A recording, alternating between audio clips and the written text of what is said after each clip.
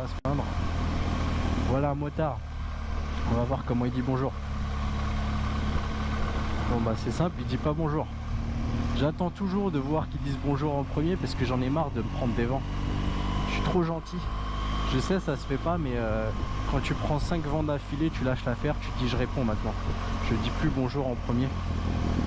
Je dis bonjour que si on me dit bonjour en premier. Les gens ici sont vraiment chelous, ils sont spéciaux avec ça. Ils ont, je sais pas, on dirait que ça leur arracherait le cul de dire bonjour. Donc voilà, j'ai décidé maintenant de dire en bonjour que si on me le dit en premier. Ouais, je sais, ça fait gamin, etc. Si ça se trouve, il m'aurait dit bonjour si j'avais dit bonjour en premier. Mais bon, vas-y, c'est bon. J'aime pas me prendre des vents. Surtout avec le conflit intermotard qu'on a déjà en France. Hein.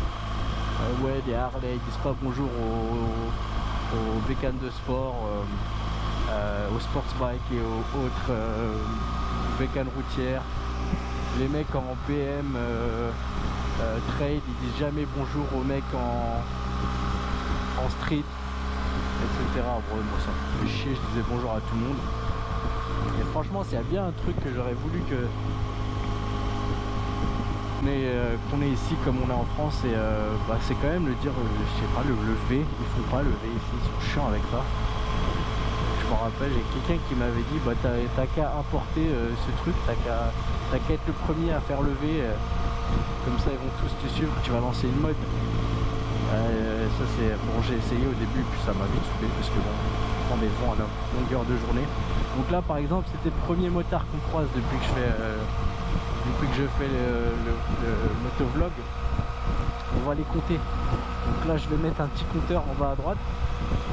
Et puis je vais faire une règle à partir de maintenant. Dès que je filme et que je suis en moto, je dis bonjour que si on me répond. Et je vais comptabiliser le nombre de fois où on m'a dit bonjour. Et on va voir, et j'aimerais que quelqu'un dans les commentaires ou que quelqu'un fasse la même et me compare sur, je sais pas moi, X motards croisés, combien t'ont dit bonjour. Je peux te dire que déjà je vais perdre, hein, parce qu'ici, c'est pas trop la mode.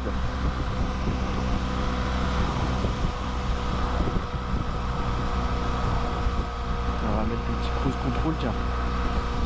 En mode flemme, tiens, un autre motard, ouais c'est un scooter. Ouais, scooter, je dis pas.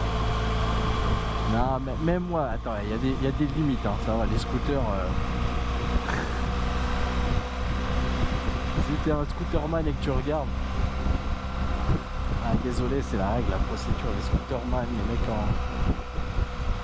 Les scooterman, vous êtes une bande à part.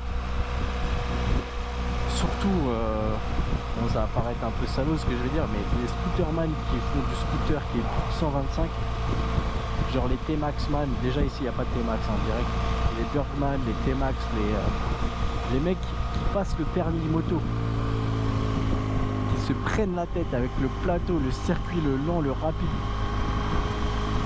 les gens qui vont jusqu'à passer le permis moto pour faire du scooter, juste pour pas avoir à embrayer. Ah là là.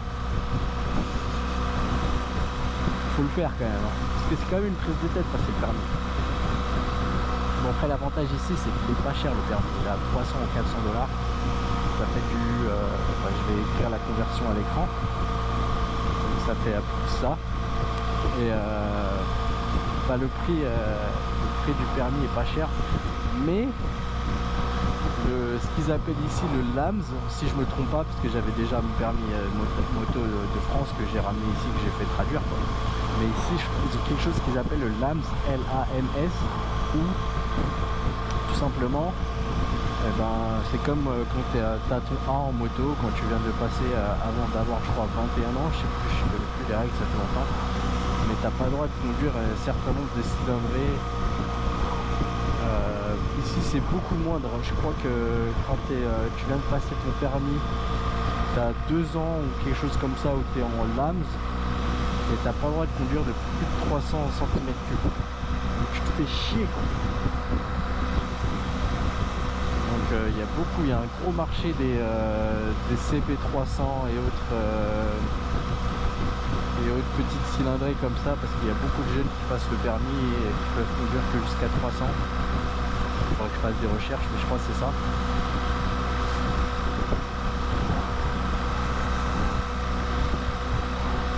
Voilà, l'avantage ici c'est que c'est pas cher, mais par contre pardon. Par contre, si tu passes le permis 2-0, pardon.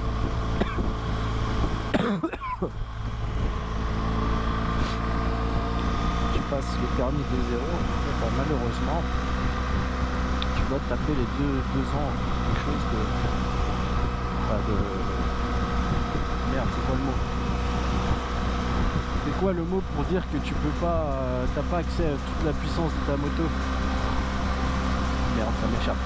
Enfin bref, c'est pas rodage, c'est même tu peux faire ça aussi sur ta ligne de peau, tu mets un... Bref, je trouverai. Donc voilà une des différences aussi par rapport au permis moto, c'est qu'ici c'est pas cher.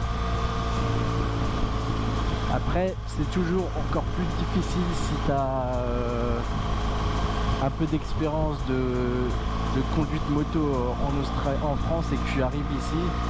Ça peut être un peu... ça peut être un peu différent de s'habituer à être de l'autre côté de la route, hein, comme vous pouvez le voir. Mais c'est comme tout, on s'habitue. Un autre motard. Non, pas de bonjour. Ça fait 2.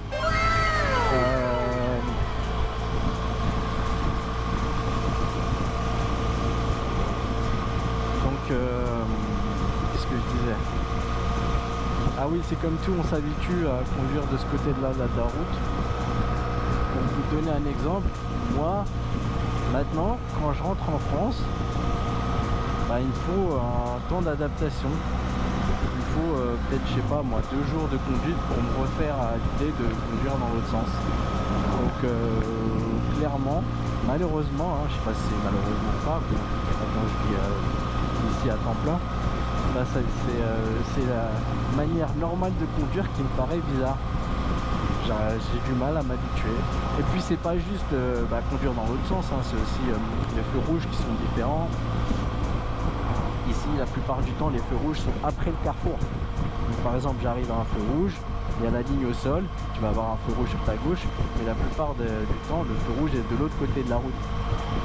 Donc tu le vois passer au vert en face de toi, pas sur ta gauche ni au-dessus, quoi.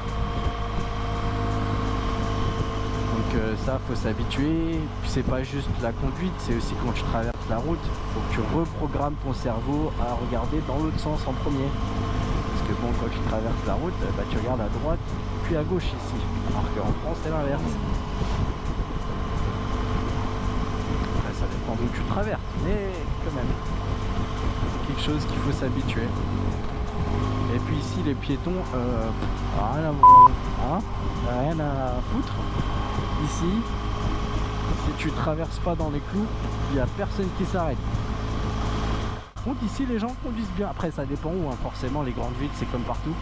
Les gens sont trop pâles dès qu'il y a une grande ville, dès qu'il y a un peu de trafic, dès qu'il y a un peu de monde sur la route, les gens deviennent agressifs. Mais j'ai remarqué qu'ici, de manière générale, les gens conduisent bien et il y a un peu de respect et puis ça fait pas de mal. Bravo. Bien joué champion.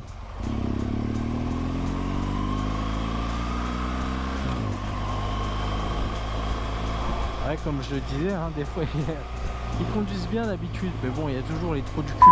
Mais vous savez, c'est toujours les mecs.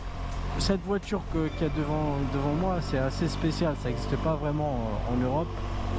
C'est très répandu ici, ils appellent ça des utes, des utilitaires quoi. Je vois pas trop l'intérêt parce que bon, tu peux pas mettre grand chose à l'arrière, à moins que ça fitte. C'est un 2 places. C'est un V6 propulsion.